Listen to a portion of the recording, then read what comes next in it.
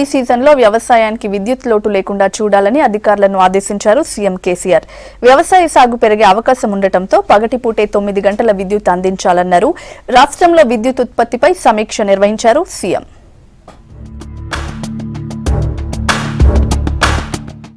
రాష్ట్రంలో విద్యుత్ ఉత్పత్తి, సరఫరా, డిమాండ్లపై సమీక్ష నిర్వహించారు సీఎం కేసీఆర్. సచివాలయంలో మంత్రి జగదీష్ రెడ్డి, జెన్కో సీఎండీలతో విద్యుత్ డిమాండ్పై చర్చించారు. ఏడాది వర్షాలు అనుకున్న స్థాయిలో పడటంతో వచ్చే రబీలో సాగు పెరిగే అవకాశం ఉందన్నారు. దీంతో వ్యవసాయానికి నిరంతర విద్యుత్ అందించేందుకు అధికారులు సిద్ధంగా ఉండాలన్నారు సీఎం. రైతులకు పగటిపూటే 9 గంటల విద్యుత్ అందించాలని ఆదేశించారు.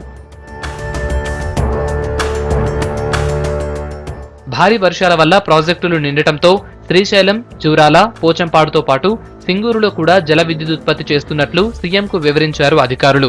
రబీ నాటికి రాష్ట్రంలో మొత్తం 9,000 మెగావాట్ల విద్యుత్తు అందుబాటులోకి వస్తుందని పేర్కొన్నారు.